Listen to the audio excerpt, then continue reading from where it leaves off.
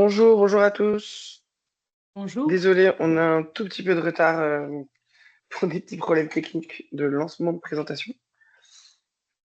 Euh, on vient de faire la session en anglais et on a laissé un peu de temps aux gens pour arriver parce qu'en fait, le temps qu'ils soient notifiés du début de la réunion. Donc on va faire pareil. On va se donner encore 3 petites minutes pour voir s'il y a d'autres personnes qui se joignent au call. Et ensuite, on lancera avec Corentine. Bonjour, bienvenue.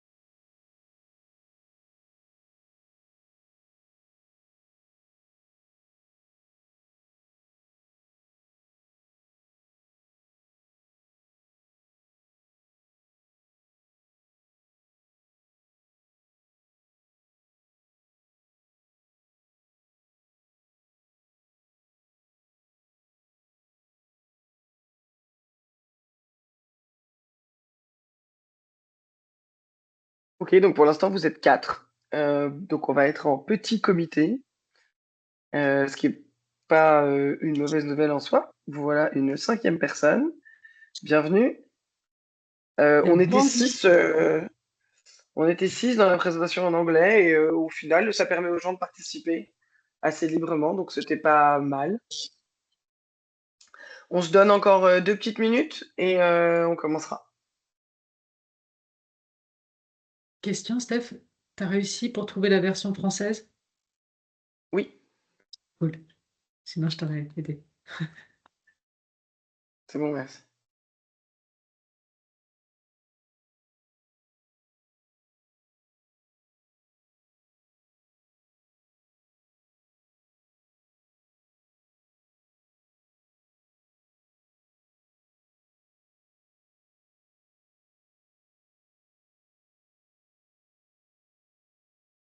Ok, bon, on va peut-être commencer avec ceux qui sont là, ma foi. Vu qu'on n'est pas nombreux, on va peut-être prendre le temps de se présenter. Euh, Merci Anna pour la facilitation technique. Si tu veux rester, pas de problème. Sinon, je pense qu'on est OK avec l'exercice maintenant avec Corentine. Donc tout va bien se passer. Merci beaucoup. Euh, alors, Vu qu'on n'est pas nombreux, je vais vous demander de tous. On va couper nos micros tant qu'on ne parle pas. Voilà. On peut peut-être se présenter les uns après les autres. Si vous pouvez le faire éventuellement en allumant votre caméra pendant que vous parlez. Comme ça, voilà, c'est peut-être un peu plus sympa. Donc moi, je vois quelqu'un qui est log 1 Rusk. Je ne connais pas ce projet. Mais si tu veux te présenter et mettre un nom sur Oui, cette position, avec plaisir. oui, je vais le faire tout de suite. Bonjour à tout le monde. Je m'appelle Salut. Imara Kabiona Abel. Je suis connecté à partir de la RDC au site Kivu dans un projet de RUSC dans l'équipe dirigeance. Merci beaucoup. Je Nice. suis superviseur log. Bienvenue à Pardon, toi. Merci beaucoup d'être quelle est là. ta position? Excuse-moi. Superviseur log. Superviseur log. Superviseur, oui, super, merci. Merci de prendre le temps alors pendant les urgences. Est-ce que le log de Batangafo veut se présenter? Si tu peux ouvrir ton micro ou ta caméra.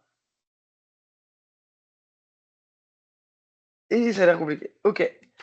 Racha, je vois que tu as déjà ta caméra allumée. Est-ce que tu veux essayer de te présenter?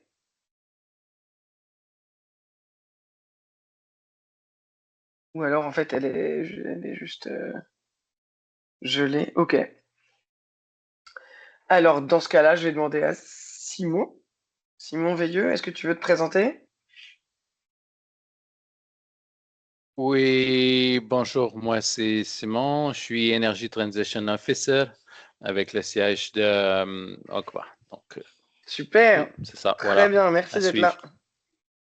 Ciao. Merci beaucoup. Ok, je vois qu'il y a un Pacifique qui nous rejoint. Est-ce que tu veux rapidement ouvrir ton micro, ta caméra si tu peux pour nous saluer?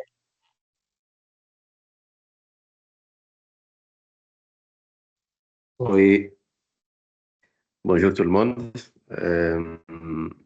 Moi, c'est Pacifique.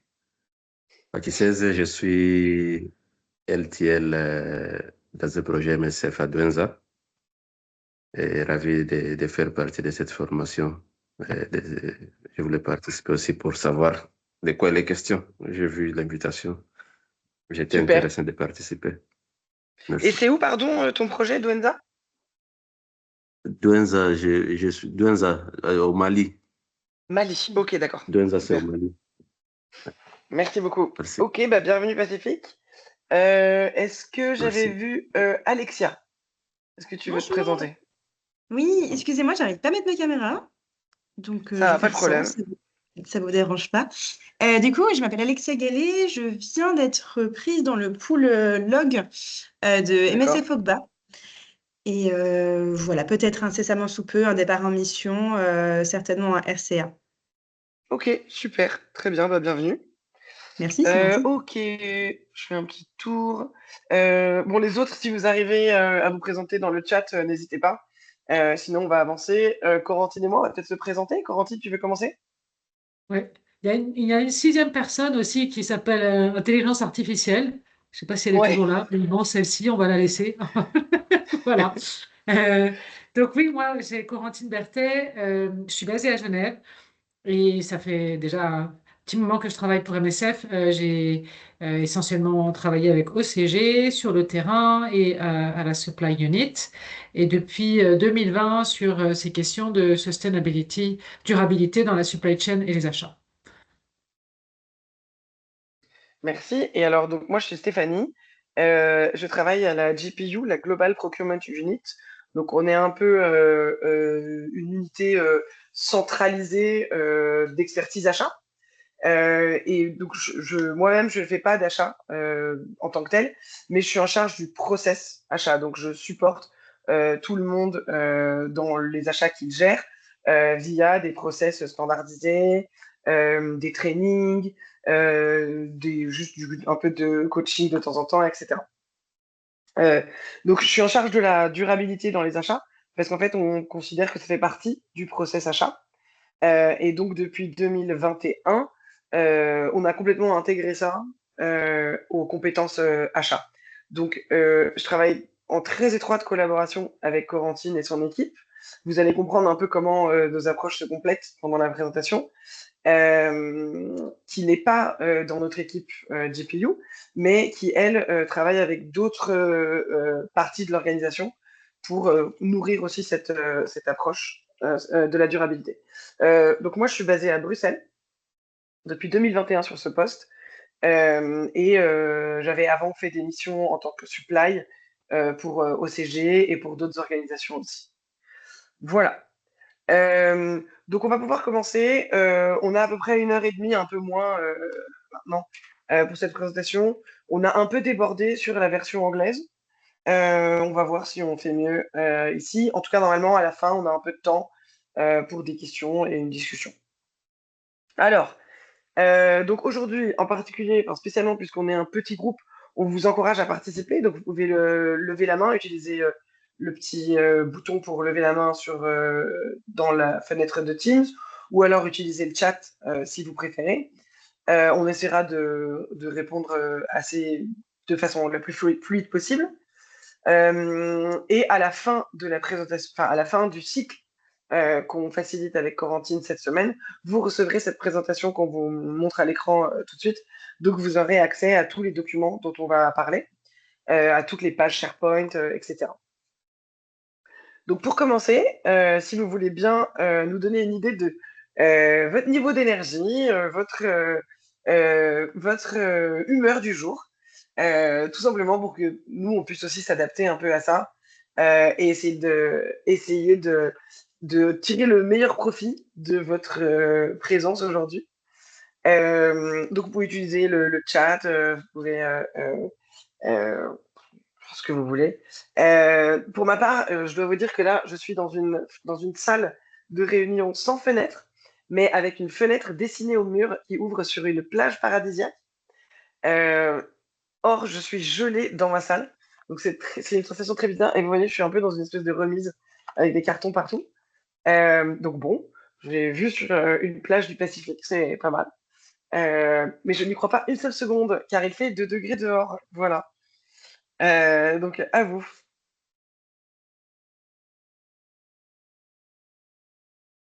Et pour moi, ça va bien. Je suis très contente, je suis très contente aussi d'avoir, malgré le fait qu'on soit en très petit comité, je suis très contente d'avoir aussi des gens qui ne soient pas que des acheteurs, parce que pour nous, c'est aussi important d'embarquer les gens, ce qu'on appelle les demandeurs. Voilà, c'est pas qu'une responsabilité, les achats responsables, c'est pas qu'une responsabilité des achats, mais c'est aussi ceux qui passent les commandes auprès des achats. Quelle belle formule. Ça marche bien en français. Ouais. Tout va bien pour Alexia. Et ben c'est super. Et Simon est à la plage. Quelle chance.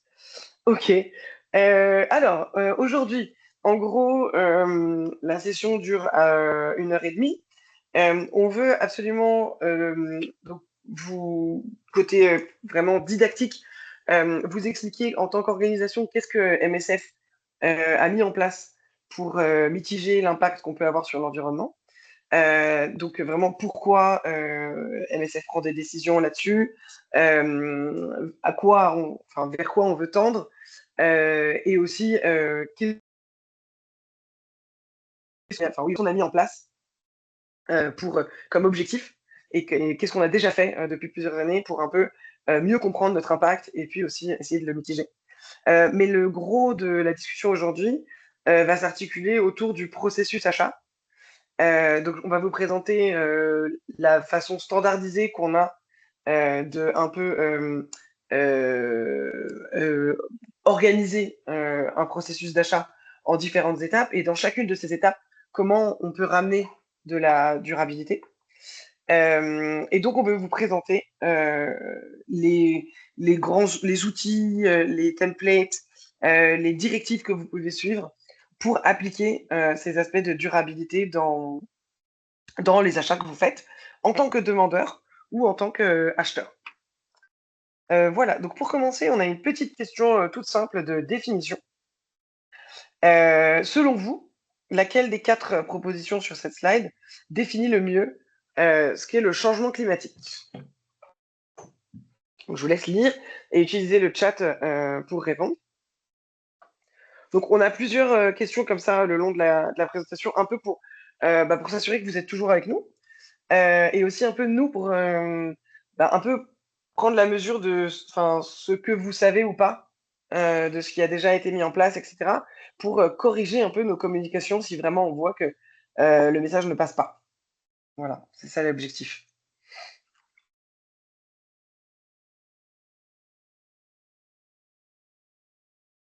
Donc vous pouvez utiliser le chat pour simplement poster la lettre de la proposition qui vous paraît la plus correcte.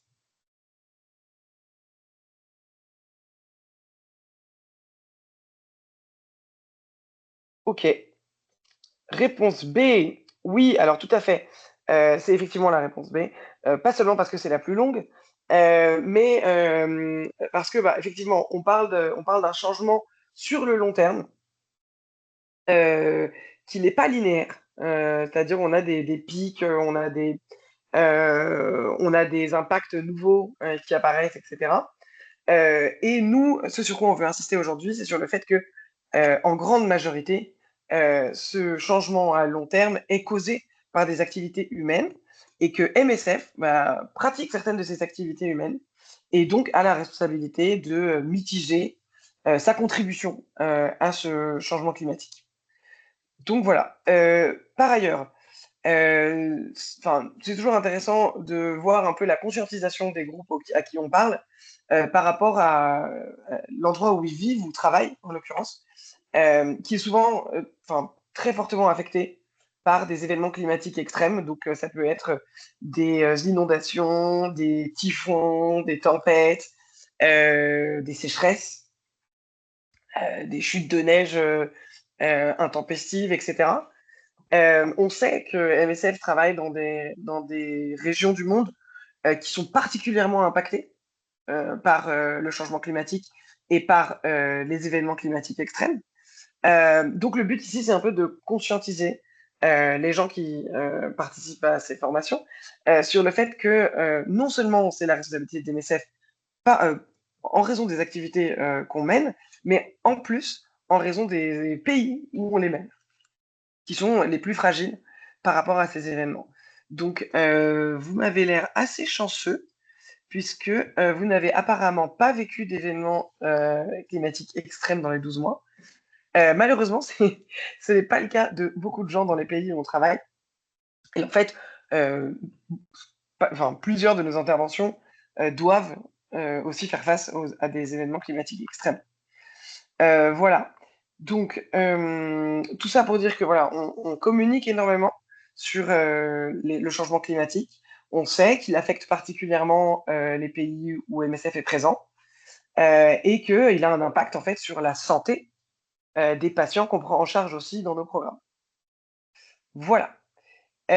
Donc, face à tout ça, qu'est-ce que MSF a mis en place jusqu'ici pour prendre un peu la mesure de cet impact? Donc, depuis 2020, MSF est fortement sensibilisé aux questions environnementales. En 2020, donc d'abord, il y a eu ce qu'on a appelé le pacte environnemental, qui a été signé par les plus hautes instances d'MSF, l'Assemblée générale, le board, comme on l'appelle en français, et le comité exécutif, qui s'engagent à vraiment prendre à bras le corps les impacts des activités MSF sur les problèmes environnementaux et réduire cet impact. Donc ça s'est assez rapidement traduit par des ambitions au niveau des émissions de carbone de l'organisation. Et là, on voit très bien comme le glissement est rapide entre la conscientisation sur les problématiques environnementales et la limitation de cette vision sur les émissions carbone. On y reviendra.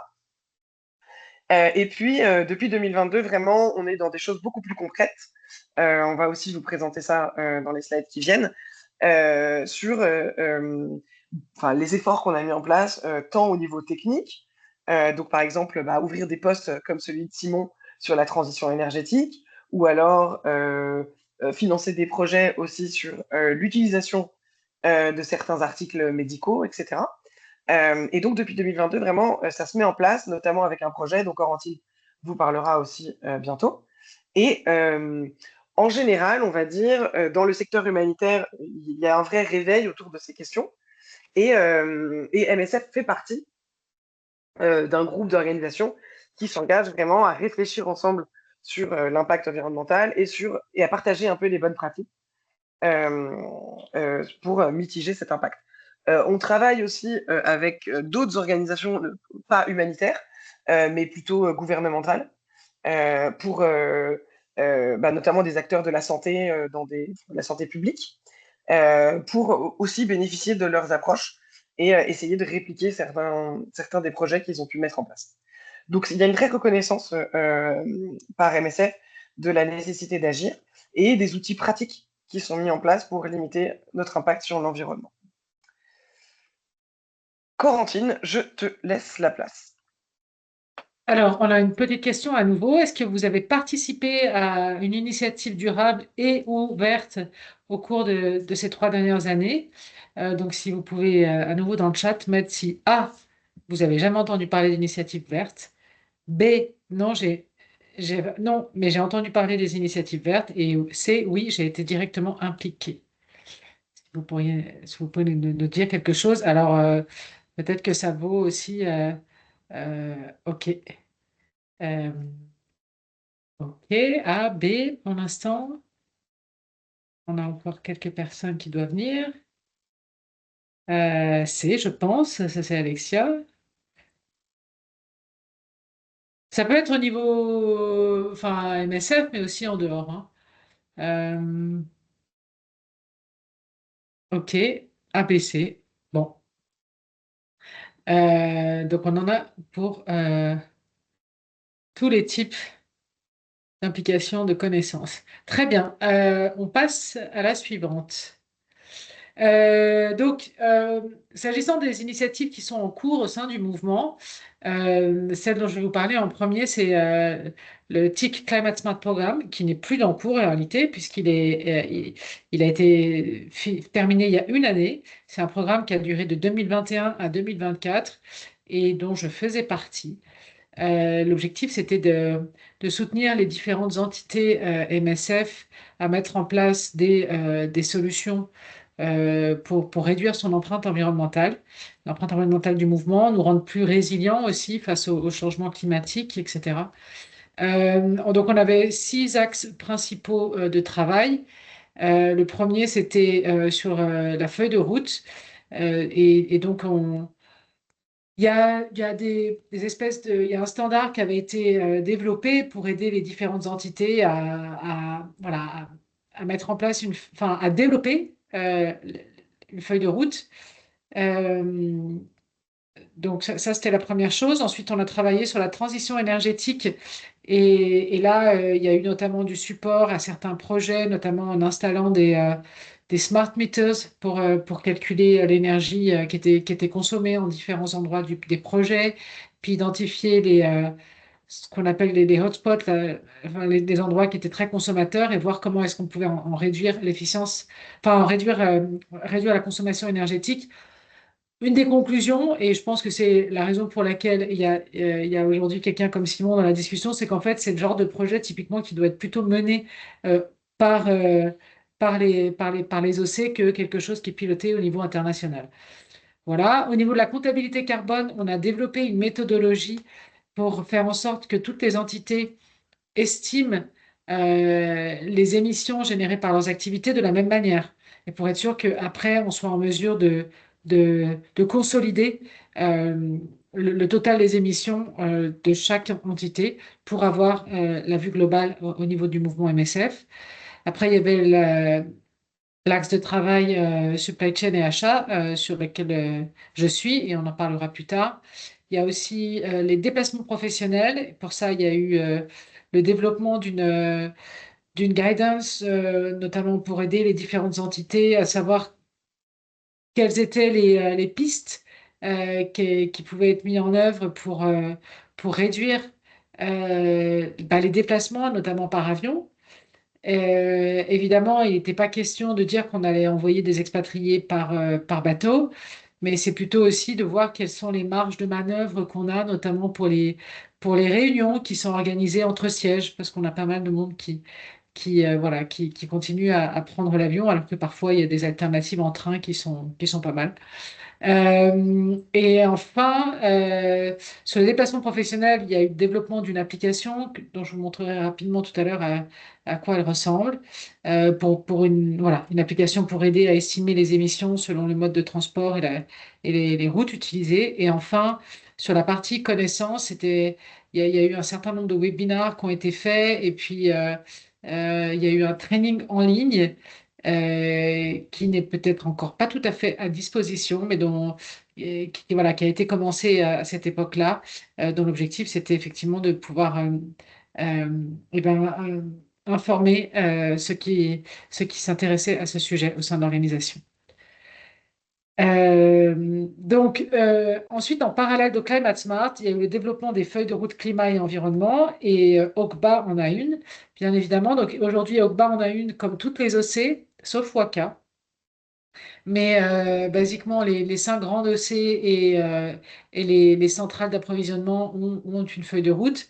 À elles, enfin, c'est 6 feuilles de route. Je dis 6 parce que, par exemple, OCA, c'est la même feuille de route pour OCA et leur centrale d'approvisionnement. Et après, les 2 centrales d'appro, elles ont une feuille de route conjointe. Donc, en tout cas, ces 6 feuilles de route à elles seules, elles représentent ouais, 95% de l'empreinte du mouvement. Voilà. Et puis, on a certaines entités dites non opérationnelles qui ont aussi développé leur feuille de route.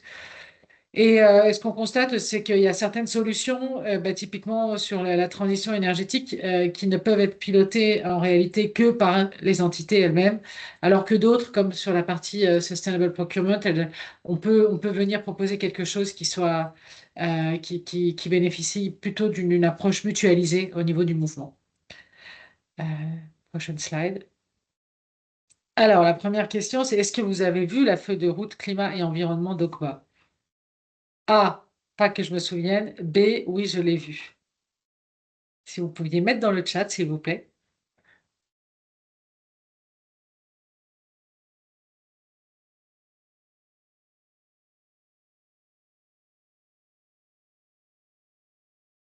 A, A, B, A, ok.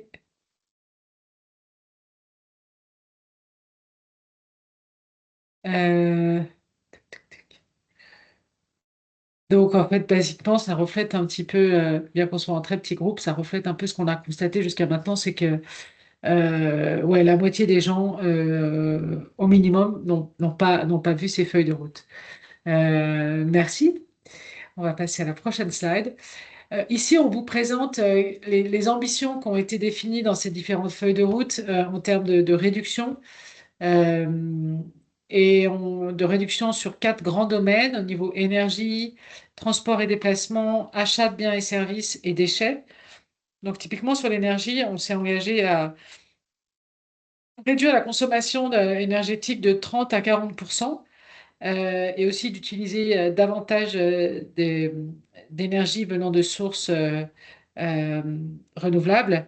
Vous pouvez voir qu'on a mis des ratios parce que d'une entité à l'autre, voilà, tout le monde n'avait pas exactement le même pourcentage de réduction. Sur les transports et déplacements, voilà, on a dit qu'on allait réduire de 10 à 40% la consommation de carburant qu'on met dans nos propres véhicules et qu'on allait aussi réduire de 30 à 35% les déplacements professionnels en avion. De la même manière, on a dit qu'on allait réduire de 40 à 50% les émissions liées au transport de marchandises, et notamment en, en fait en essayant de réduire le fret aérien à 20%. Il faut savoir qu'aujourd'hui, c'est à peu près 40% de ce qu'on envoie depuis nos centrales qui part en aérien. Donc, il y a quand même pas mal de marge d'amélioration. Et sur les biens et services, on pense pouvoir réduire de 25 à 30% les émissions liées à l'achat de biens et services achetés. On veut aussi évaluer 100% des fournisseurs euh, chez lesquels on achète pour plus de 100 000 euros par année. Et enfin, sur la partie déchets, on aimerait réduire jusqu'à 50% la quantité en poids de déchets qu'on génère. Voilà un peu les grandes ambitions qui ont été définies. Ouais, faut savoir que voilà. Donc l'empreinte carbone telle qu'elle a été calculée pour 2019. Donc c'est vraiment la baseline. C'est à partir de ça qu'on va mesurer nos progrès. Donc on a 2019 sur le côté gauche et 2023 sur le côté droit. Il faut juste avoir en tête qu'on s'était engagé à réduire de 50%, donc autant vous dire qu'on n'est pas vraiment, on n'est pas vraiment là où on devrait être. Si vous cliquez sur la partie rouge en haut de la slide, vous pouvez accéder à un rapport Power BI dans lequel vous avez l'analyse de la carbon footprint de mouvement. Voilà. Donc, une fois de plus, ici, on parle que des émissions. Et les émissions, ça reflète pas nécessairement tous les efforts qui sont faits. On en parlera encore aussi un peu plus tard. Mais voilà, c'est un point de départ qui nous permet quand même d'identifier où est-ce qu'on doit prioriser nos efforts. Euh, pour aller un peu plus loin, pour ceux qui veulent comprendre un peu plus aussi, rentrer un peu plus dans le détail, on a aussi un autre rapport Power BI sur la supply chain internationale. Pareil, vous cliquez dans le petit, là-haut dans la partie en rouge, et en fait, donc vous pouvez avoir voilà, plus de détails sur les émissions par type de biens achetés par grande famille, aussi au niveau du transport. depuis, en réalité, donc c'est les transports depuis nos fournisseurs jusqu'aux centrales et des centrales jusque sur le terrain. Et après, on fait aussi un focus spécifique sur certains articles, notamment les articles médicaux à usage unique. Sur la prochaine slide, on a, voilà, ça c'est la visibilité sur, enfin, c'est un screenshot de à quoi ressemble la Travel App qui vous permet de calculer un peu quelles sont les émissions que vous allez générer quand vous dépassez d'un pays à l'autre. Et puis, il y a une autre fonctionnalité qui est moins utile pour la plupart d'entre vous qui travaillez sur le terrain, mais pour les gens qui travaillent dans les sièges et qui organisent des réunions entre sièges, cette application permet de définir quel est le lieu finalement où en fait on va générer le moins d'émissions à cause du transport. Voilà. Enfin, ça c'est aussi un outil pour ceux qui travaillent en supply qui permet de calculer par exemple, entre acheter de la nourriture thérapeutique auprès des centrales qui vont commander auprès d'un fabricant en Europe et le faire livrer par bateau puis par route, ou alors acheter chez un fabricant qui est évidemment validé et qui est basé dans un pays voisin ou même dans le pays où on opère, ça permet de calculer les émissions générées tout le long euh, du transport, entre un transport venant d'Europe par mer puis par terre ou un transport venant du pays voisin que par la route. Voilà. Sur la prochaine slide, ce qui est important de dire, c'est qu'ici aujourd'hui, on parle vraiment que achat, mais évidemment, il y a aussi des solutions dans les feuilles de route qui regardent la manière dont on planifie tout le long de la chaîne d'approvisionnement. Et non, c'est pas ça que je dis. Pardon. Ici, on est sur les solutions dans les achats. Pardon. Ici, on focalise sur les solutions dans les achats. En fait, on voit que dans les différentes feuilles de route, il y a 70% des solutions qui ont été proposées pour réduire notre empreinte qui sont communes à toutes les feuilles de route, ce qui est évidemment pas une surprise. Et d'où le fait aussi qu'on les travaille, qu'on travaille ces solutions de manière mutualisée. Basiquement, ces solutions, elles portent sur où est-ce qu'on achète, comment on sélectionne mieux nos fournisseurs, et puis aussi quelle est l'empreinte carbone de l'article, comment on achète des articles qui ont une meilleure efficience énergétique, comment on s'assure comment est-ce qu'on peut essayer d'étendre en fait la durée de vie d'un produit etc. Euh, donc ici, on est dans le détail de ces solutions. Voilà, non, tu peux du coup aller sur la prochaine slide. Euh, la bonne chose, c'est que ces solutions qu'on retrouve dans les feuilles de route, elles sont alignées avec le Sustainable Procurement Guidelines qui avait été défini, qu'on avait écrit en 2022, dans lequel il est dit que on va regarder l'origine du produit et des matières premières, sa composition. On va regarder aussi son emballage, sa durée de vie, sa réparabilité, etc. Et puis, il y a aussi un tout petit point qui est relatif, quand c'est possible, aux conditions de travail dans lesquelles sont produits les articles qu'on achète. Donc ça, c'était ce qu'il y avait dans le guideline international qui avait été rédigé dans l'idée d'être en fait transcrit en fait dans les guidelines des différentes OC, ce qui n'est pas encore le cas aujourd'hui, ce qui n'empêche pas pour autant que certaines OC ont déjà commencé à travailler sur la partie euh, achat durable et notamment OCPA. Voilà. Donc oui, non, c'est là que j'en reviens à ce que je disais avant. Aujourd'hui, on parle que d'approvisionnement, mais ayez bien conscience qu'il y a d'autres solutions liées plus à la chaîne d'approvisionnement et au transport, notamment relatif à la manière dont on planifie tout le long de la supply chain, puisqu'on sait que plus tôt on planifie et moins on se crée des urgences qui nécessitent des expéditions par avion. Et de la même manière, avec une meilleure planification, on arrive à réduire les quantités de périmés. Voilà, c'est en gros ce que disent les autres solutions. Il y a 2 fois les solutions, je ne sais pas. Après, ce qui est important aussi pour vous de savoir, c'est qu'on fait face à un certain nombre de challenges, notamment sur la méthodologie. Si on regarde simplement la manière dont sont calculées les émissions, aujourd'hui, la méthodologie utilisée, elle est basée sur les montants des articles qu'on achète, qu'on va multiplier, enfin, c'est un montant par catégorie qu'on multiplie avec un facteur d'émission qui est lié à la catégorie de produit.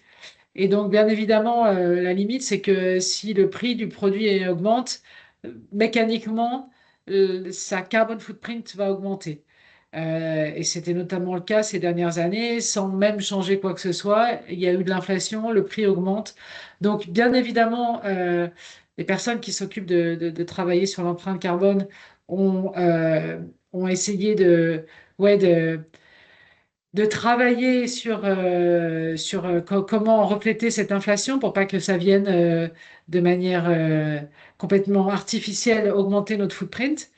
Mais voilà, donc ça, c'est une des limitations. Euh, Deuxièmement, la raison pour laquelle on utilise cette méthodologie qui est basée sur les montants d'achat, c'est parce qu'aujourd'hui, il n'existe pas vraiment de méthodologie standardisée pour estimer les émissions euh, voilà, générées par un produit sur tout son cycle de vie. Donc, on ne peut pas demander à nos fournisseurs, donne-moi la carbon footprint de ton produit, parce que comme il n'y a pas de méthodologie standardisée, le risque, c'est qu'ils vont utiliser chacun leur propre méthode et qu'en fait, pour un même produit, on va pas du tout avoir, on va comparer des pommes et des poires. Donc voilà. Et enfin, la troisième limitation, c'est qu'aujourd'hui, quand on a un fabricant qui nous dit, bah, moi, j'ai réduit mon empreinte carbone globale, bah, nous, MSF, on ne sait pas trop comment aujourd'hui on répercute ça dans notre propre empreinte carbone. Donc voilà, donc ça, il faut bien en avoir conscience. Et dernière chose, c'est qu'on a très tendance, et surtout ici en Europe, à focaliser nos efforts sur le climat dit émissions CO2, alors qu'en réalité, le problème, il est plus vaste. Et d'ailleurs, nos feuilles de route, elles parlent de climat et environnement. Donc, à nouveau, les émissions, c'est un point de départ. Mais en fait, on doit aussi regarder au-delà. Et il y a aussi les pollutions plastiques, les pollutions d'air, etc. Voilà. Prochaine slide. Merci. Bah, je reprends la main. Merci. Parfait. Et du coup, je vais vous montrer une courte vidéo d'à peu près 3 minutes qu'on a travaillé ensemble avec Corentine et puis une équipe de com pour un peu présenter l'approche de façon générale. Donc vous allez voir que en fait ça reprend beaucoup de concepts, beaucoup d'initiatives qu'on a mises en place, et on va par la suite de la présentation, on va petit à petit les explorer ensemble. Donc je partage mon écran pour vous mettre. Est-ce que tout le monde voit bien une première image de vidéo à l'écran? Yes. Ok. Oui. L'approvisionnement durable Et est-ce que le son est ok? à Médecins sans frontières assure la continuité de notre mission humanitaire. Il garantit que nos produits et services proviennent de sources Vous pouvez durables augmenter ayant un le peu le moindre son, impact hein, environnemental et le plus positif impact social, tout en offrant le meilleur rapport qualité-prix. La moitié de notre empreinte carbone provient de l'extérieur via l'achat de biens et services. Pour réduire nos émissions de carbone de 50% d'ici 2030, il est essentiel que nous collaborions avec nos fournisseurs pour qu'ils assument la responsabilité des impacts environnementaux et sociaux de leurs produits et services, de la fabrication à l'élimination. Il y a 2 axes principaux lors du processus d'approvisionnement. Tout d'abord, nous nous assurons que nos fournisseurs opèrent de manière à ne pas exploiter les travailleurs ni nuire à l'environnement. Ensuite, nous sélectionnons des produits ou services ayant un impact environnemental réduit tout au long de leur cycle de vie, par rapport aux alternatives conventionnelles. Nous souhaitons que nos fournisseurs, auprès desquels nous achetons pour plus de 100 000 € par an, contribuent activement à nos engagements environnementaux et à nos normes sociales. Cela s'applique au niveau du terrain, des centres opérationnels, des sections partenaires et des centres d'approvisionnement. Pour garantir le respect de ces normes, nous recommandons d'intégrer la durabilité dans l'analyse comparative des offres. La recommandation est d'attribuer un poids de 10 à 20% à la durabilité lors de la sélection d'un produit ou d'un fournisseur. Toutes les parties impliquées dans les achats jouent un rôle essentiel dans l'établissement de critères qui favorisent la durabilité. Pour soutenir cela, nous avons élaboré un code de conduite des fournisseurs. Il est disponible en 4 langues et fait désormais partie de nos conditions contractuelles standards. Nous fournissons également des outils qui aident à évaluer le niveau de maturité de nos fournisseurs en matière de durabilité et les assistons dans l'amélioration de leurs pratiques. EcoVadis est un fournisseur global d'évaluation de durabilité basé sur des audits de documentation. Les évaluations sont adaptées à des secteurs industriels spécifiques, avec des réponses examinées par des experts d'EcoVadis. Cet outil nécessite un effort minimal de la part de Médecins sans frontières. La charge de travail est prise en charge par EcoVadis et le délai de traitement est d'environ 4 mois.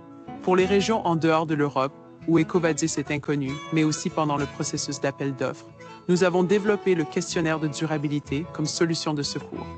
C'est un outil d'enquête en ligne rapide et simple. Notre objectif est de soutenir et guider les fournisseurs vers la durabilité, non de les rejeter sur la base de mauvais résultats. Les fournisseurs critiques doivent être évalués de manière uniforme, sans omettre aucune question, afin d'assurer une compréhension complète de leurs pratiques de durabilité. L'approvisionnement durable implique tout le monde, pas seulement ceux qui gèrent les contrats. Les demandeurs aident à définir les critères pour sélectionner des produits et services respectueux de l'environnement. Des critères de durabilité sont actuellement en cours de développement pour les produits et services. Nous vous accompagnons tout au long du processus d'approvisionnement, de la priorisation des fournisseurs à la révision de la documentation sur la durabilité. Pour toute assistance à n'importe quelle étape, contactez sustainable.procurement chez msf.org. Grâce à un approvisionnement durable, nous remplissons notre mission humanitaire en donnant la priorité aux droits des travailleurs et en promouvant des produits et services respectueux de l'environnement et socialement responsables. Voilà, j'espère que vous avez tous apprécié ce charmant accent. Et on va repartir sur la présentation. Pardon, j'ai besoin d'une petite minute pour sortir. Voilà.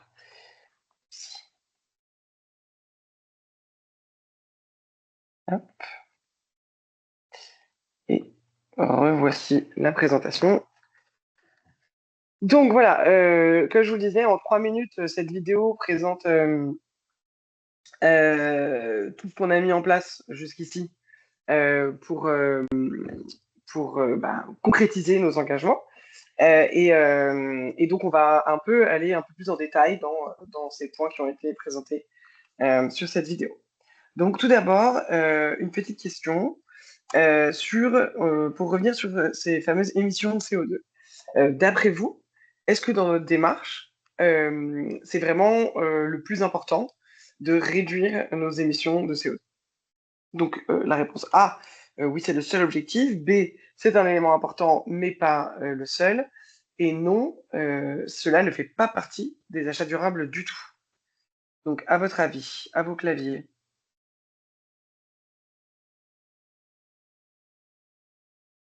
Réponse B. Oui, on pourrait dire que c'est toujours la réponse mitigée, quoi. Donc oui, effectivement, c'est un élément important et comme présenté dans la vidéo, on essaye de choisir des alternatives qui émettent moins de CO2, on essaie de développer des critères pour que les items qu'on achète soient moins coûteux en carbone, mais ce n'est pas l'intégralité de notre approche, effectivement. Qu'est-ce qu'on fait d'autre? Donc en fait, on considère que les achats durables, donc ça ne se limite pas à l'aspect environnemental. Évidemment, c'est un aspect important. On est regardant sur notre empreinte carbone. Évidemment, on a une sensibilité à la conservation des ressources. On achète des matériaux et des biens qui sont composés de matériaux rares ou difficiles à extraire, par exemple. Donc, on essaie de prendre ça en compte, tout comme la fin de vie de ce qu'on achète, dont on sait que, on connaît bien le potentiel de pollution de nombreux articles qu'on achète. Donc, il y a aussi l'aspect gestion des déchets.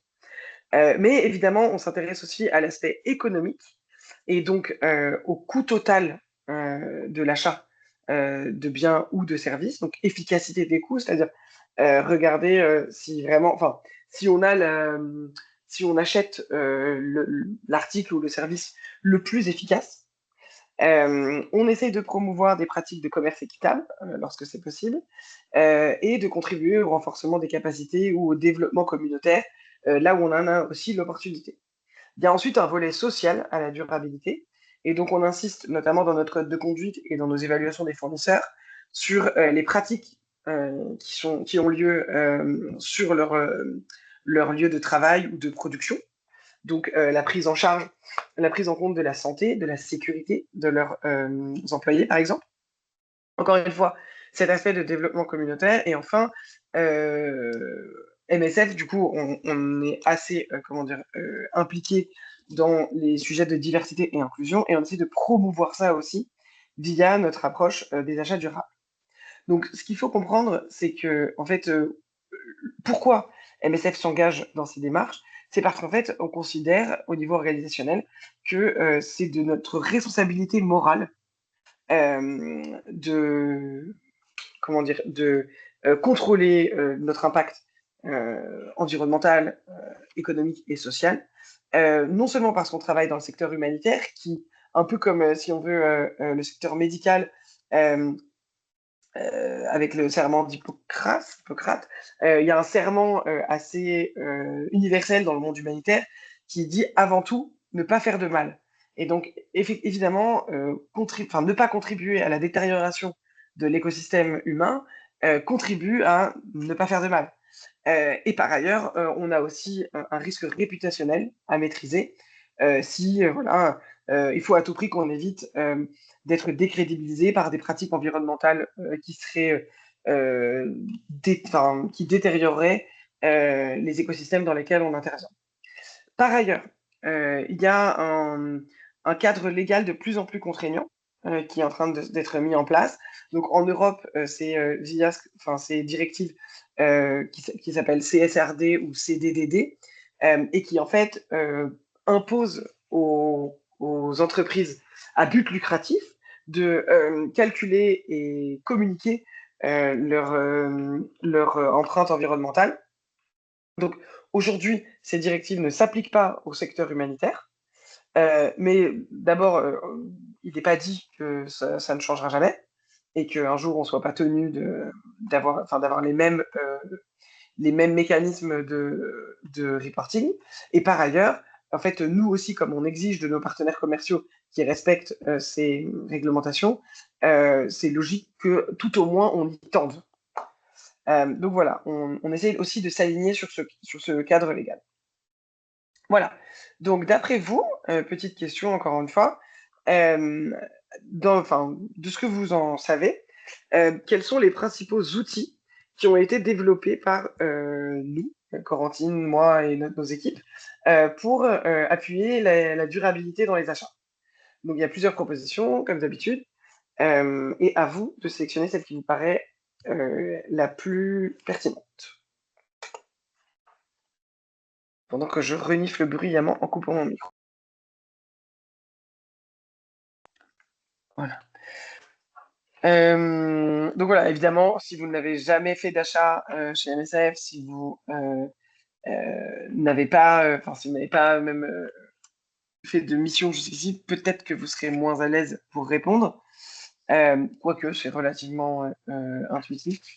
Mais en tout cas, voilà, il y a des choses qui ont été mises en place pour amener de la durabilité dans le processus d'achat et on va les parcourir ensemble. Je vois la main de Guilain qui se lève. Je t'en prie, oui. Guilain, Est-ce que c'est une fausse manip ou est-ce que tu voulais poser une question? Tu as ton micro fermé aussi, si jamais. Kylian.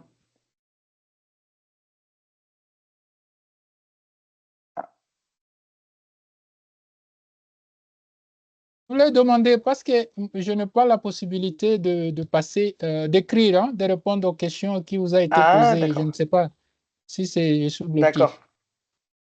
Ah, bah, c'est pas grave. T'inquiète pas. Oui, donc effectivement, c'est la réponse C. Et on va vous présenter ces outils, le code de conduite des fournisseurs, l'évaluation des fournisseurs et aussi les critères de durabilité qui peuvent être appliqués à la sélection de produits ou de services. Donc à partir de maintenant, comme je vous disais, on va vraiment se concentrer sur le processus achat et sur essayer de vous donner les clés de comment introduire de la durabilité à chacune de des 7 étapes de l'achat. Donc en fait, chez MSF, pour ceux de vous qui n'auraient jamais fait d'achat avec MSF ou qui sont nouveaux chez MSF, en fait, on a décidé d'organiser le processus d'achat en 7 étapes. Donc en fait, on considère que c'est un petit peu le cadre dans lequel un acheteur travaille quand, par exemple, il fait une étude sur une catégorie d'articles, ou alors il lance un appel d'offres, ou alors il fait un achat un peu stratégique. Donc voilà, il y a 7 étapes qui composent qui suivent l'intégralité de l'achat. Et dans chacune de ces étapes, il est possible de comment dire, prendre un angle de durabilité. Donc c'est ce qu'on va regarder là. Donc la première étape, en général, avant de se lancer dans un processus d'achat, ça consiste en un peu mesurer la catégorie à laquelle on s'intéresse. Et donc pour ça, en général, on récupère des données d'achat qu'on analyse. Donc ça peut être des volumes d'achat, ça peut être des volumes de dépenses, ça peut être le nombre de commandes, le nombre de fournisseurs chez qui on s'est approvisionné, les origines aussi géographiques des fabricants qu'on a pu solliciter, etc. Et donc, en fait, nous, ce qu'on recommande, c'est que à partir du moment où, à cette étape, on remarque qu'on dépense plus de 100 000 euros, alors on recommande vraiment fortement de faire attention à ce qui est de la durabilité dans le processus achat. Donc, ça peut être soit basé sur 100 000 euros de spend, de dépenses, soit sur des critères de risque qu'on a définis sur certaines catégories d'achat. Et donc, vous les voyez ici, là, sur la diapo. Donc, vous êtes principalement sur des achats terrain.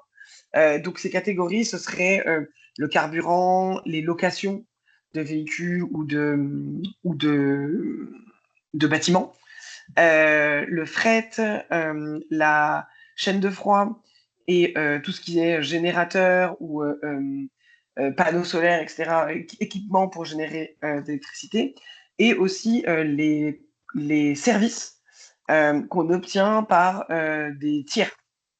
Par exemple, les services de gardiennage, les services de nettoyage, des choses comme ça. Donc, quand on fait des... En fait, en général, dans l'émission, ces catégories se recoupent avec les 100 000 euros. En général, c'est les catégories sur lesquelles on dépense effectivement à l'année sur une mission plus de 100 000 euros. Donc, pour ces achats-là, on recommande d'intégrer la durabilité tout au long du processus d'achat. Vous avez ici un lien vers les directives, enfin, oui, le document qui explique vraiment en détail comment, à chaque étape, amener de la durabilité. Donc, je laisse la place à Corentine pour la deuxième étape et je reprendrai tout à l'heure. Alors, effectivement, quand on arrive sur la deuxième étape pour analyser le besoin d'achat qui est exprimé, il faut savoir que la durabilité, en fait, elle peut être traitée à deux niveaux. Elle doit être traitée à deux niveaux. Au niveau des fournisseurs, donc là, on va en fait surtout regarder les conditions et les mesures qu'a mis en place le fournisseur, le fabricant pour réduire son empreinte environnementale. Là, on parle, et voilà, comme outil, on a notamment, dans un premier lieu, le code de conduite des fournisseurs. On a aussi un questionnaire de durabilité. On utilise pour ça les services d'un tiers qui s'appelle EcoVadis, comme vous l'avez entendu dans la vidéo, et puis ou le questionnaire MSF. Et puis enfin aussi, au niveau de la pérennité, de la solidité du fournisseur, on regarde aussi sa, sa crédibilité financière. En utilisant un outil qui s'appelle Duns Bradstreet. Donc là, c'est vraiment, voilà, c'est pour s'assurer que le fournisseur sera en mesure de nous payer. C'est un petit peu utilisé au niveau du terrain. Voilà. Et puis ensuite, on va regarder aussi au niveau du produit lui-même, quels sont les impacts significatifs au niveau environnemental qui sont générés par ce produit. Il faut bien avoir conscience, et on est tout à fait conscient que tout ce qui est en fait tout ce qui se situe au niveau du fournisseur, c'est beaucoup moins applicable au niveau du terrain. Parce qu'au niveau du terrain, on est conscient que vous avez affaire souvent à des distributeurs qui sont au bout d'une très très longue chaîne d'approvisionnement et qui ont assez peu de levier sur la chaîne d'approvisionnement en amont. Une fois de plus, il y a certains fournisseurs sur lesquels vous pouvez faire quelque chose, notamment si on parle ouais, peut-être de fuel, de tout ce que mentionnait Stéphanie avant. Il y a peut-être des choses à faire, mais on est tout à fait conscient qu'il y a très peu de fournisseurs qui vont être évalués au niveau du terrain et pour qui ces évaluations, elles font du sens. C'est surtout au niveau des centrales d'approvisionnement et des sièges pour qui c'est important. Donc sur la slide suivante, voilà, en analysant le besoin, on va réfléchir un petit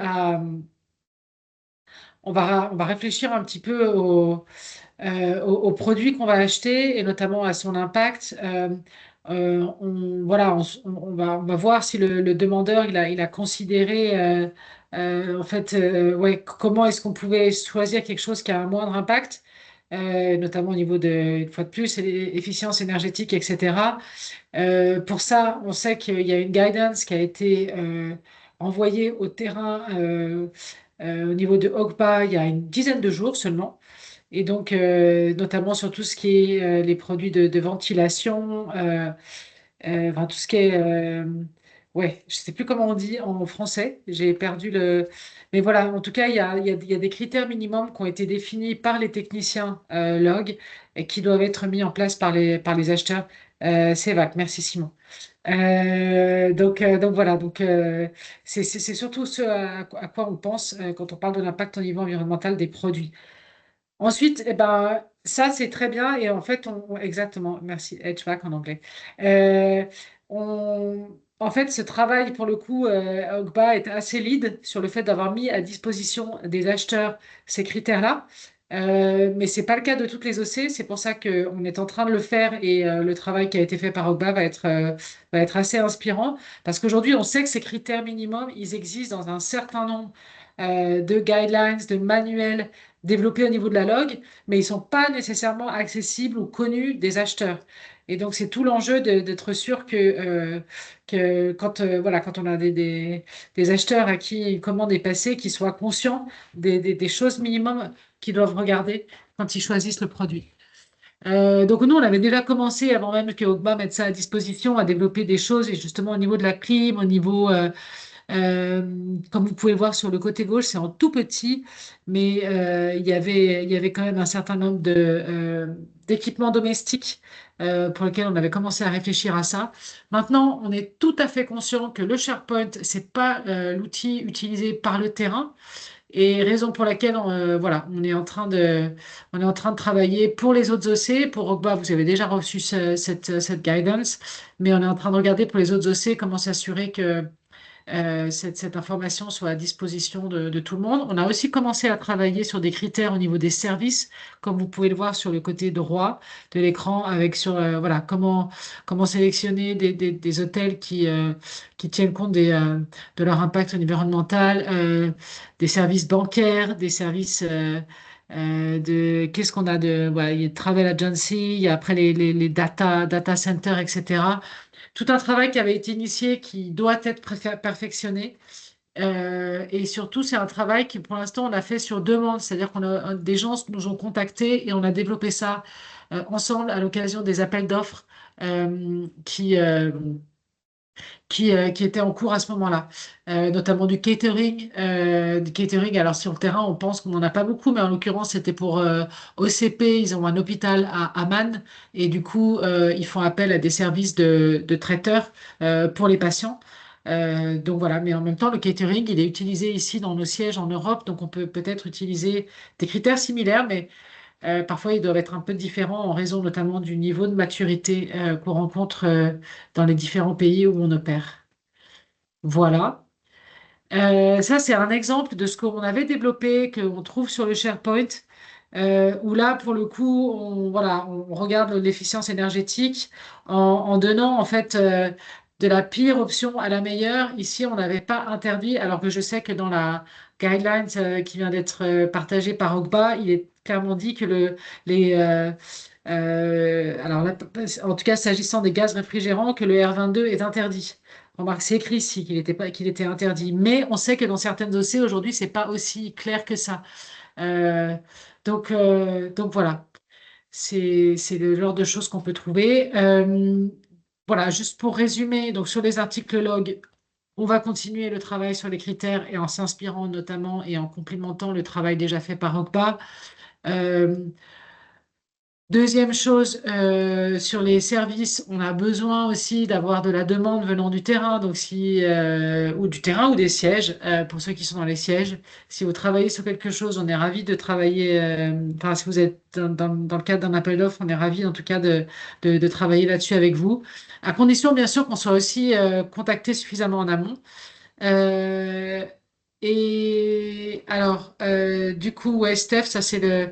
Et enfin, sur les produits médicaux, juste pour que vous sachiez, il y a aussi un travail qui est en cours. Actuellement, il y a un projet qui regarde en premier lieu les articles médicaux à usage unique. Euh, donc voilà, pour voir comment est-ce que peut-être on peut essayer de sélectionner des articles qui soient sans certaines substances qui peuvent être assez toxiques, et notamment on pense au PVC, notamment comme il est incinéré, la manière dont on l'incinère chez nous dans nos projets, c'est pas génial. Donc c'est du PVC qu'on peut trouver dans un certain nombre d'articles justement à usage unique. Et puis enfin, dans un deuxième temps, on regardera les médicaments et les équipements médicaux. Euh,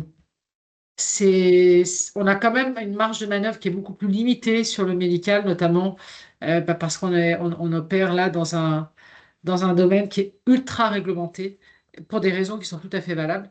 Mais du coup, ça nous laisse quand même moins de marge de manœuvre dans la sélection des produits. Voilà. Sur la prochaine slide, donc là, c'est juste un détail un peu des produits sur lesquels on travaille, mais une fois de plus, vous les retrouvez en partie dans la guidance qui a été déjà mise à disposition par OGBA. Et donc, c'est ça. Prochaine slide. Voilà. Et donc, merci. Ouais, je reprends la main. Donc, en fait, pourquoi on a mis toutes ces infos sur les critères à cette étape du processus d'achat? C'est parce qu'en fait, on veut vraiment encourager les gens qui fassent les achats ou qui soient demandeurs à définir leurs critères de sélection au début du process d'achat. Donc, au moment de la définition du besoin et pas plus tard, au moment où on a reçu des offres de plusieurs fournisseurs et on va commencer à pouvoir les évaluer. Donc, pour revenir au process d'achat, on en est donc à l'étape 3. Et c'est là qu'on va commencer à analyser le marché et mettre en place la stratégie d'achat. Donc, l'analyse de marché, en fait, comment dire, l'objectif est toujours le même, c'est de mieux comprendre les caractéristiques du marché dans lequel on travaille. Donc, ça veut dire mieux connaître les acteurs, mieux connaître les innovations en cours, par exemple, la chaîne d'approvisionnement, comme disait Corentine, comment s'approvisionnent les distributeurs chez qui nous, on s'approvisionne, d'où viennent leurs marchandises. Et donc, en fait, en ayant cette visibilité, on va décider au mieux de la façon d'interroger les acteurs sur le marché. Donc, comme vous le savez, il y a plusieurs façons d'interroger le marché. On peut soit faire une demande d'information, donc vraiment pour récupérer les informations sur les acteurs du marché, ou alors une demande de cotation directement, dans le cas où on connaît bien les acteurs en présence et qu'on veut simplement comparer des prix, ou alors un appel d'offres complet pour recevoir vraiment une espèce de formule de la part des soumissionnaires et sélectionner vraiment le meilleur projet qui nous est proposé pour répondre à un besoin. Dans tous les cas, ce qu'on recommande à cette étape, c'est d'inclure les éléments de durabilité dans le document qu'on transmet au fournisseur à ce moment-là. Donc ça veut dire, typiquement, si on envoie à un fournisseur une demande de cotation, on peut tout à fait partager avec lui la liste de critères qu'on appliquera plus tard sur l'article. Donc typiquement, si on est en train d'acheter des climatiseurs, on peut tout à fait partager la liste qu'on avait montrée à l'écran tout à l'heure avec les fournisseurs en disant pour MSF, voilà une liste de critères qui sont importants dans la sélection qui interviendra plus tard. Ou alors on peut aussi partager avec les fournisseurs notre code de conduite. Donc avant même de travailler avec ce fournisseur, pour lui exposer un peu les grands principes selon lesquels MSF travaille, voire on peut même déjà les encourager à répondre au questionnaire de durabilité ou à s'inscrire sur EcoVadis. Dans tous les cas, plus tôt on communique sur l'importance de la durabilité pour MSF avec nos fournisseurs, plus ils vont être à même de se préparer et de faire une offre qui correspond à notre besoin. Donc ici, c'est vraiment ça le message. Après, une fois qu'on a interrogé le marché, on va recevoir des propositions. Et donc, on va pouvoir analyser ces propositions pour sélectionner la meilleure. Donc, à ce stade-là, on a bien communiqué avec les fournisseurs potentiels sur les attentes d'MSF en matière de durabilité. Et on peut à nouveau, pour analyser les offres qui sont reçues, demander de l'aide. Donc, on peut demander de l'aide à des experts techniques pour évaluer la durabilité des propositions, ou alors à Corentine et moi-même qui intervenons en support à des appels d'offres pour un peu guider les acheteurs sur comment intégrer les critères de durabilité, comment les évaluer, comment les scorer. Donc nous, ce qu'on propose, c'est une matrice d'analyse comparative des offres qu'on a développée pour mettre à disposition de tout le mouvement. On sait très bien qu'elle n'est pas largement utilisée et que chaque entité a son modèle de prédilection. Simplement, l'idée, c'est de faire de la place, en fait, dans cette matrice aux critères de durabilité. On recommande que les critères de durabilité représentent entre 10 et 20% du score total qui va être calculé pour les offres reçues. Et donc, dans ces critères, on peut avoir la signature ou non du code de conduite fournisseur, qui peuvent représenter un certain score dans la matrice d'évaluation.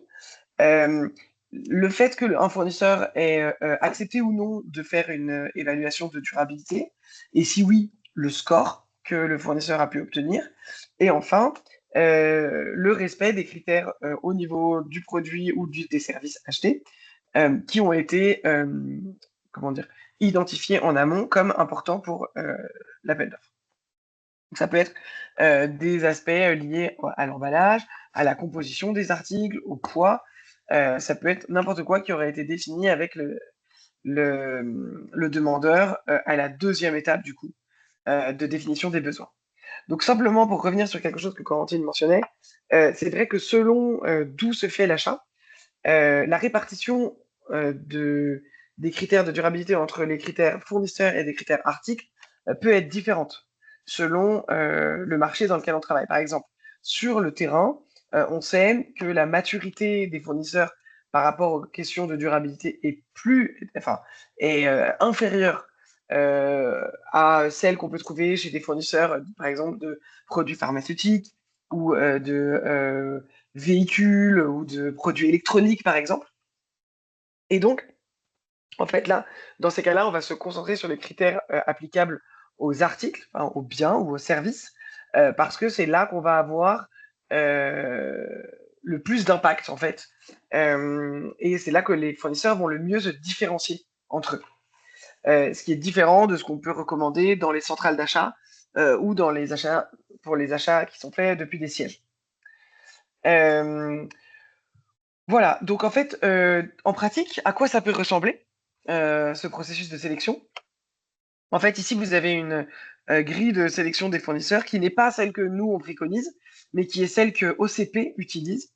Et donc, vous voyez, je vais utiliser le pointeur, vous voyez qu'il y a ici en colonne les différents critères de sélection, les termes de paiement, le fait que le fournisseur soit connu ou non des MSF, qu'il puisse garantir une installation certifiée et un service après-vente. Et en bout de ligne, là, vous voyez qu'il y a donc l'efficience énergétique et puis le type de gaz réfrigérant utilisé qui entre en comment dire je sais plus comment je peux dire qui sont considérés dans l'évaluation des offres. Donc concrètement, quand vous voulez intégrer la durabilité dans votre sélection de fournisseurs, ça peut ressembler à ça. Voilà. Donc avant d'avancer plus, je vais vous présenter en fait le code de conduite fournisseur qui a été mis en place par MSF, mais je voudrais savoir dans le groupe aujourd'hui, combien de vous connaissent ce code de conduite. Donc vous pouvez à nouveau utiliser le chat pour dire si vous l'avez déjà vu. Et sinon, le dire aussi. Pour nous, c'est important en fait de savoir jusqu'où en fait arrive l'information. Qu'on essaye de disséminer le plus largement possible, mais on est bien conscient qu'on a souvent du mal à atteindre les derniers acteurs sur le long de la chaîne. En fait, c'est vous, les gens qui travaillent sur le terrain, parce qu'il y a beaucoup de changements de personnel, parce qu'aussi il y a un accès moins direct aux équipes sur le terrain. Donc, effectivement, c'est la première fois que Alexis en entend parler, c'est normal. En revanche, que Robert et Simon, vous l'ayez déjà vu, c'est déjà très positif. Donc, on va aller regarder un petit peu à quoi sert ce code de conduite. Donc, tout d'abord, on a voulu le mettre en place pour plusieurs raisons. D'abord, des raisons de communication avec nos fournisseurs. C'est un outil qu'on utilise pour expliquer à nos fournisseurs nos ambitions en termes de durabilité et les encourager à s'aligner en fait sur ces ambitions. Il y a aussi un aspect légal très important dans le code de conduite, l'objectif étant de faciliter la sortie de relations commerciales dans le cas où il est évident que l'un ou l'autre de nos fournisseurs ne respecte pas ses engagements. Par exemple, si on se rend compte qu'un de nos fournisseurs fait travailler des mineurs, le fait que ce fournisseur ait signé le code de conduite va faciliter la rupture du contrat avec ce fournisseur. Donc, c'est une sorte de carte légale qu'on a à jouer dans nos relations fournisseurs. Par ailleurs, on veut aussi limiter le risque réputationnel et le risque organisationnel auquel on s'expose en travaillant avec certains fournisseurs ou dans certaines zones géographiques ou dans certains secteurs économiques. Donc, le code de conduite couvre 4 aspects principaux. La gestion des ressources, donc la façon dont les fournisseurs traitent leurs employés concrètement, le respect des normes de l'Organisation internationale du travail, par exemple, et des normes en vigueur au niveau national dans lequel le fournisseur peut opérer, la prévention des abus, la gestion financière et aussi la gestion des fraudes internes, et enfin la gestion de l'impact environnemental. Donc, c'est vraiment les 4 piliers du code de conduite. Et alors, je ne rentre pas dans les détails de cette slide qui fait un peu peur, mais en fait, le code de conduite parfois est contraignant selon comment il est amené dans la relation fournisseur. Donc, s'il est mis en lien directement avec le contrat, alors il est légalement contraignant. En revanche, dans la plupart des cas, il a plus une valeur informative.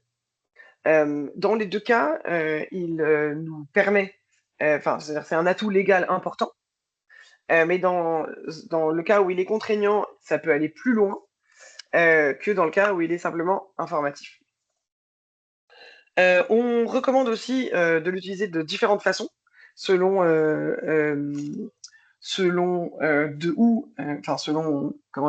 dans quel groupe, dans quel type d'achat on est. Donc, dans les achats de terrain, comme on le disait, on recommande de l'utiliser avec les fournisseurs de plus de 100 000 € par an, ou alors les fournisseurs des catégories identifiées comme à risque, donc celles qu'on a présentées tout à l'heure, et on encourage les acheteurs à le mettre en place quand on commence à travailler avec un nouveau fournisseur ou alors pendant la relation fournisseur, pendant des revues de performance ou le renouvellement d'un contrat, etc. Évidemment, ça, ce sont les attentes minimum. Et bien sûr, il y a certaines missions qui font le choix de faire signer le code de conduite à tous leurs fournisseurs. Et évidemment, on n'interdit pas du tout cette approche. En revanche, il faut bien mesurer la charge de travail et puis aussi prendre le temps en fait d'expliquer aux fournisseurs qui signent le code de conduite ce à quoi ils s'engagent. Parce que voilà, il ne s'agit pas simplement de signer un bout de papier sur un coin de la table, mais il s'agit vraiment de transmettre à nos fournisseurs nos objectifs, nos ambitions. Évidemment, il y a des cas particuliers. Vous pouvez nous contacter si vous avez le moindre doute. Cette adresse mail sustainableprocurement@msf.org est monitorée par Corentine et moi-même. Et nous, on est toujours ravis d'avoir des questions et d'intervenir en soutien aux gens qui font les achats. Donc le code de conduite, c'est une des façons qu'on a d'encourager nos fournisseurs à s'engager aux côtés des MSF pour des achats plus durables, mais on peut aussi leur demander de compléter une évaluation de durabilité. Et alors à ce moment-là, on a deux options. On a EcoVadis, qui est donc ce partenaire externe à qui on externalise en fait ce service d'évaluation, qui prend en charge la communication avec le fournisseur, l'analyse des informations qui sont transmises et qui produit une évaluation, un score sur 100 pour les fournisseurs qui partagent cette évaluation avec nous. L'intérêt d'EcoVadis, c'est qu'en fait, un fournisseur qui complète l'évaluation via EcoVadis peut la partager avec d'autres de ses clients. Donc, c'est plus intéressant que le questionnaire MSF, qui n'est valable que pour MSF, et qui est beaucoup moins détaillé. Et aussi, c'est nous qui faisons l'analyse des réponses, et donc on est beaucoup moins experte aussi en la matière. Donc, il est beaucoup moins, comment dire, en profondeur. Et donc, c'est pour ça qu'on a une équivalence entre les deux méthodes d'évaluation. Donc, même en scorant le maximum de points sur l'évaluation MSF, on ne pourra pas. Corentine, tu peux regarder qui a le micro ouvert, s'il te plaît, et fermer ça. On ne pourra pas avoir un score équivalent à à une entreprise qui aurait fait une évaluation complète avec EcoVadis, en fait. Donc, il faut marquer un peu cette différence de profondeur dans les analyses.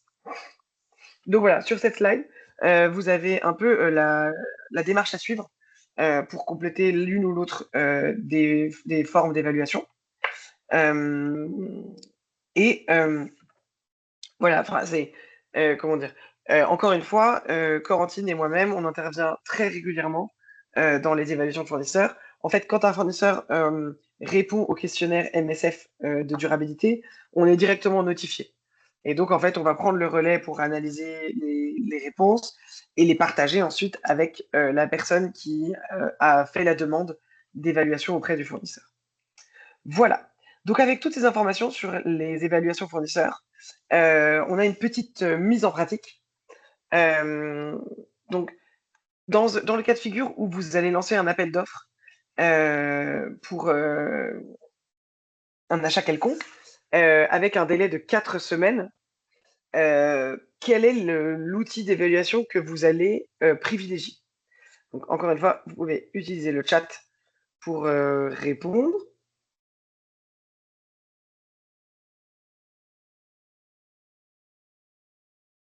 Vous avez donc à disposition soit EcoVadis, soit le questionnaire MSF. Et dans le cas de figure où vous avez 4 semaines pour évaluer les fournisseurs, lequel est-ce que vous choisiriez? B. Alors, c'est effectivement la réponse D, parce qu'en fait, si le fournisseur a déjà fait une évaluation EcoVadis, il peut simplement la partager avec MSF. Ça prend vraiment quelques secondes. Et si ce n'est pas le cas, pour les fournisseurs qui n'ont pas d'évaluation EcoVadis, on peut relativement rapidement faire le questionnaire MSF. Donc, c'est effectivement la réponse D. Voilà. Donc, on arrive presque au bout du processus achat. Donc, à l'étape 5, c'est l'étape à laquelle on va négocier vraiment la meilleure offre possible de la part du fournisseur qu'on sélectionne. Et donc ici, ce dont on veut vous faire prendre conscience, c'est qu'en fait, même si vous n'allez pas forcément pouvoir sélectionner le fournisseur qui a fait la meilleure offre en termes de durabilité, vous pouvez récupérer les forces, les points de force qu'il a proposés dans son offre en termes de durabilité et en faire des points de négociation avec les fournisseurs les plus intéressants pour MSF. Donc ça veut dire, si il y a un fournisseur qui a proposé, par exemple, de prendre en charge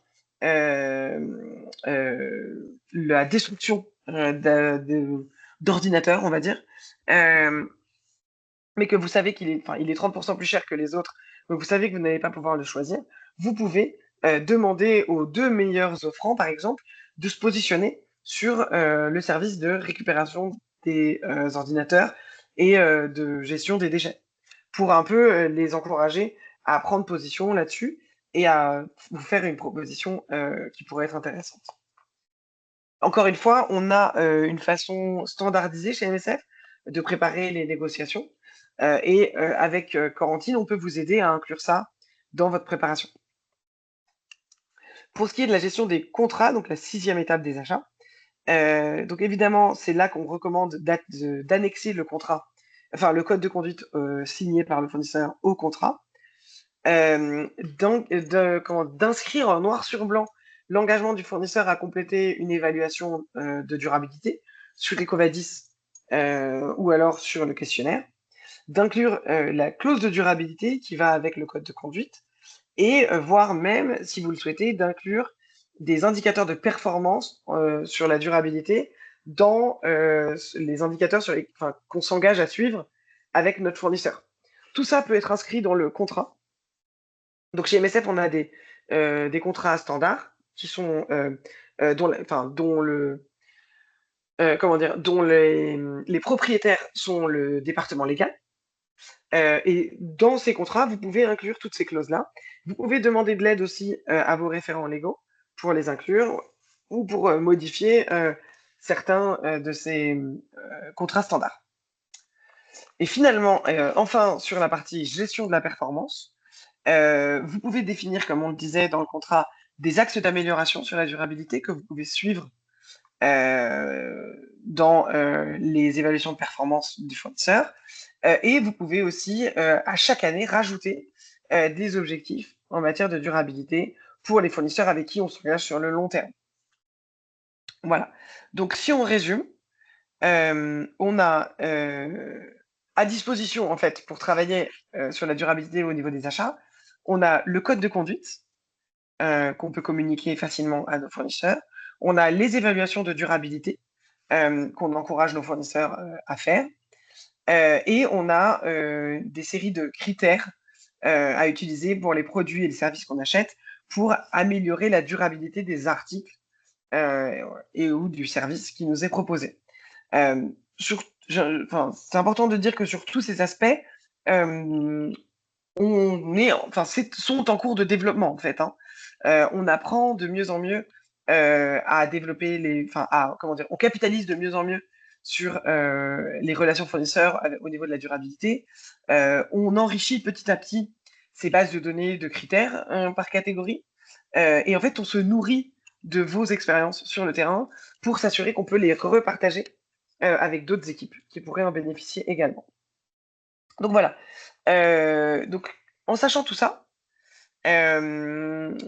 pour nous, pour ouvrir un peu la discussion, on peut s'interroger sur, à votre niveau, vous en tant que log, en tant que supply, en tant qu'acheteur, quelles sont les plus grosses difficultés, les principales difficultés que vous pensez que vous allez rencontrer quand vous essayerez de mettre en œuvre cette approche des achats durables dans les missions sur lesquelles vous travaillez. Vous pouvez utiliser une des réponses qui sont sur la slide, évidemment, ou alors avoir votre propre analyse là-dessus, vos propres points d'attention.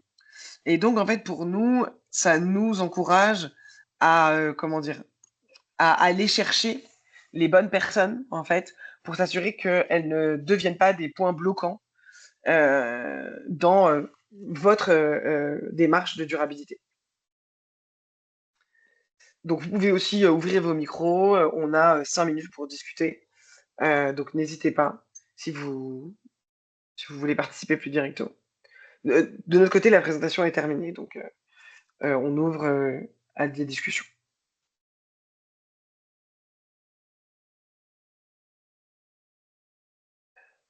Oui, Kylian. Oui, allez-y. Kylian, tu avais levé ta main, mais tu l'as enlevée.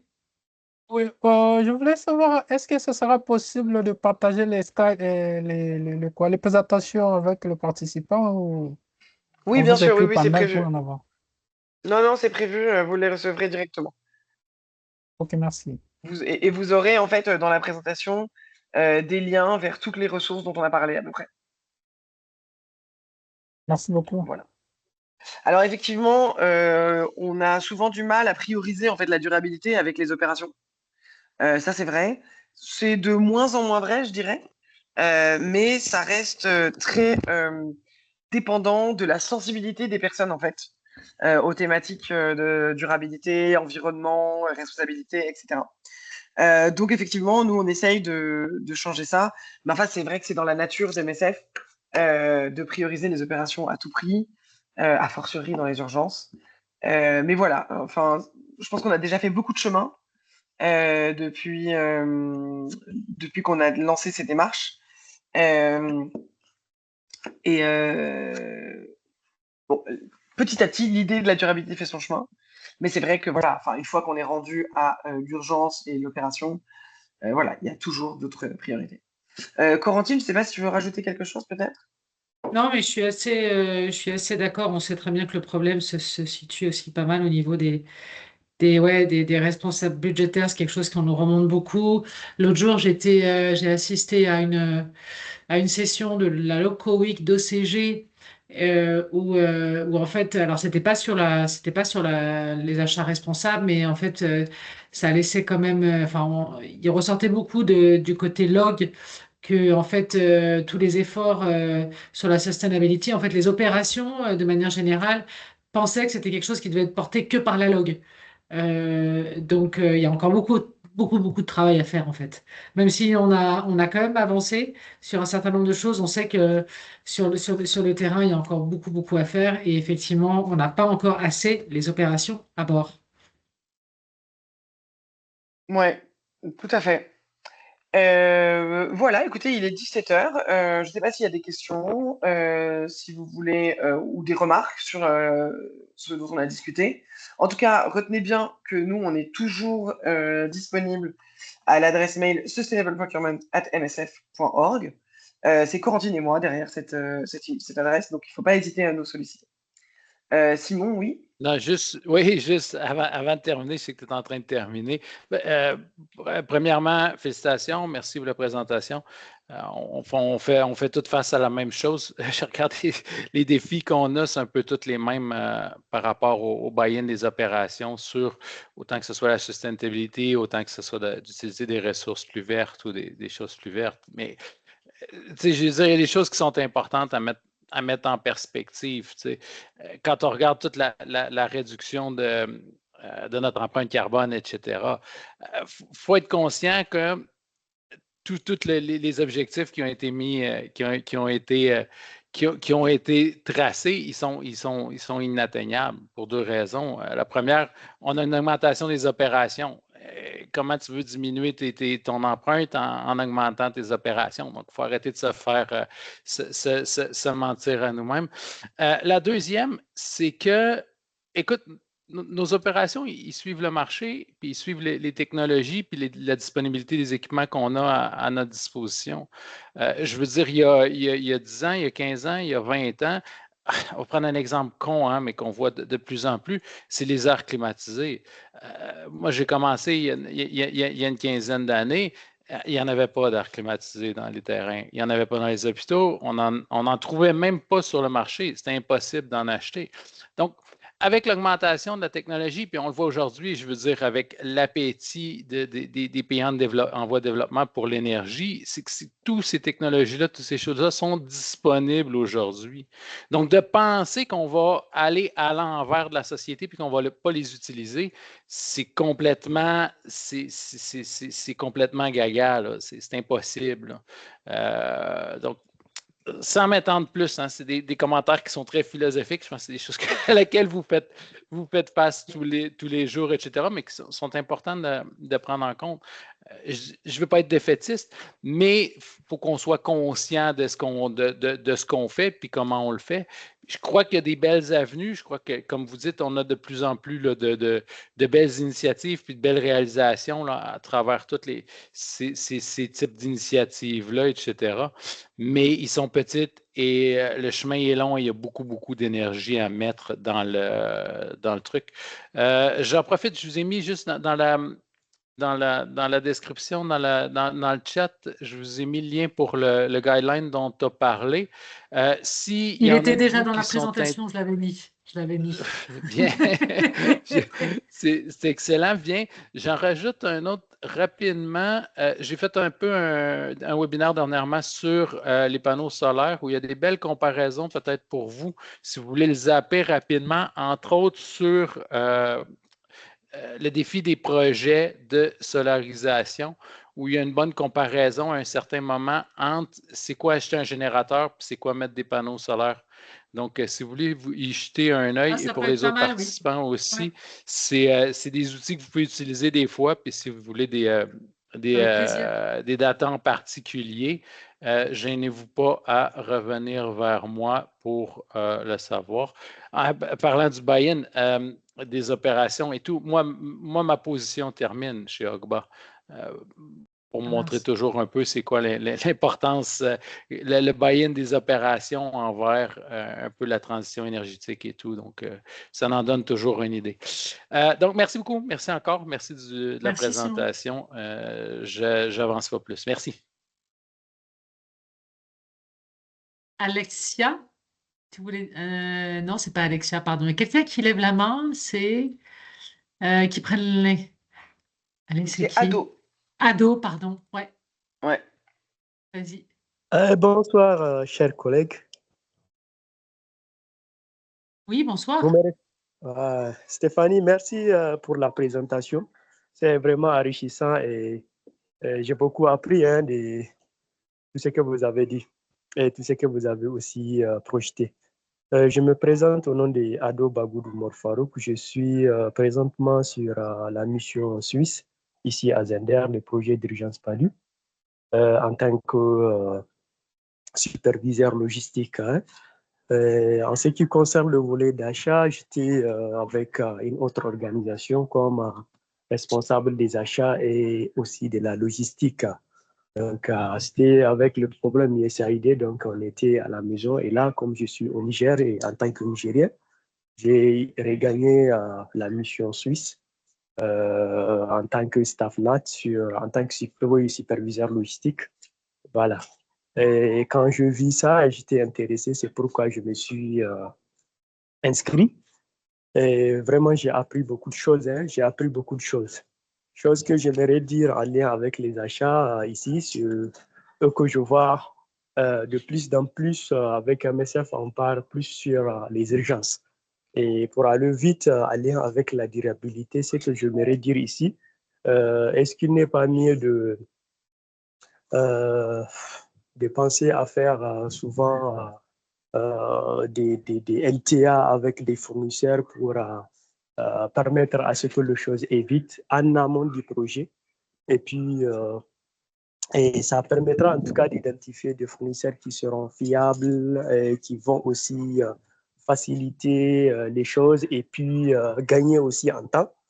Parce que j'ai compris qu'il y a des soucis souvent, des contraintes pour trouver ce qu'il faut sur le terrain en un clin d'œil.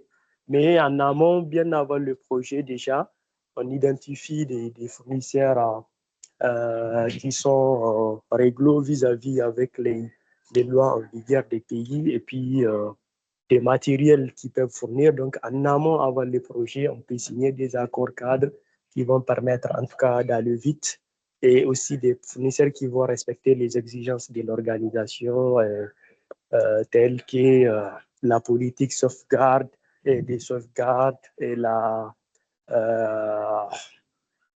tout cas tout ce qui est en lien avec l'organisation. Et c'est là, je pense, ça peut beaucoup aider. C'est ce que j'aimerais dire par rapport à ça. Je ne sais pas si je ne suis pas dans le bon bain avec vous. Merci. C'est tout à fait ça, c'est tout à fait ça, Ado. C'est oui, effectivement, si on peut essayer d'anticiper, d'avoir des contrats long terme avec les fournisseurs, sélectionner aussi à la fois les bons fournisseurs et ceux qui ont les bons produits, les meilleurs, effectivement, ceux qui ont le moindre impact environnemental. Il y aura toujours un impact environnemental, mais oui, tu as tout à fait raison.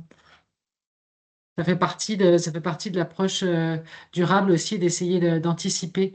Là où c'est possible, on ne parle pas des urgences, qui sont toujours un peu un cas plus compliqué. Ouais, je pense que c'est ça. Hein. Si vous permettez aussi, parce que je viens de plan international, là-bas, on fait un truc de ready to respond.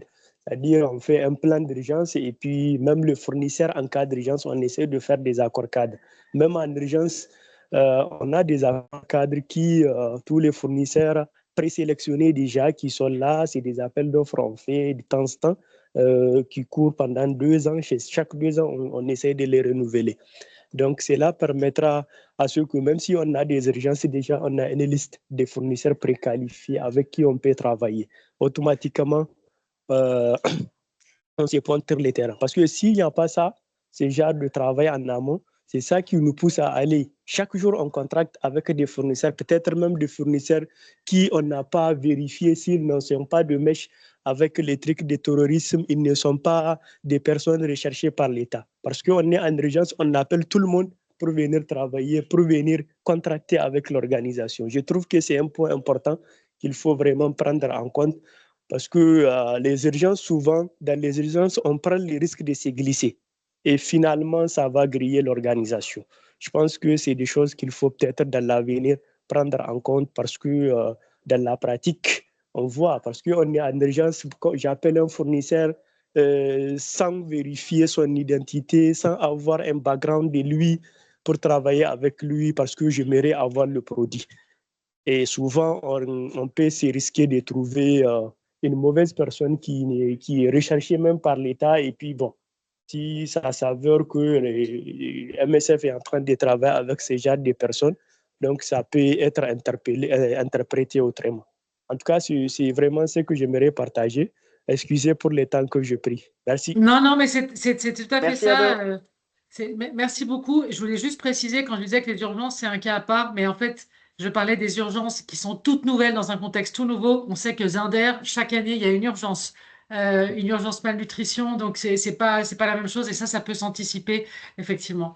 En tout cas, anticiper d'avoir des contrats cadres avec des fournisseurs, puisque ça fait déjà bientôt 20 ans, je pense qu'on est à Zinder, ou plus que ça, je sais plus. Enfin, qu'on est, en tout cas pour MSF Suisse, ça fait très très longtemps qu'ils sont là-bas. Et j'imagine aussi les Espagnols. Donc oui.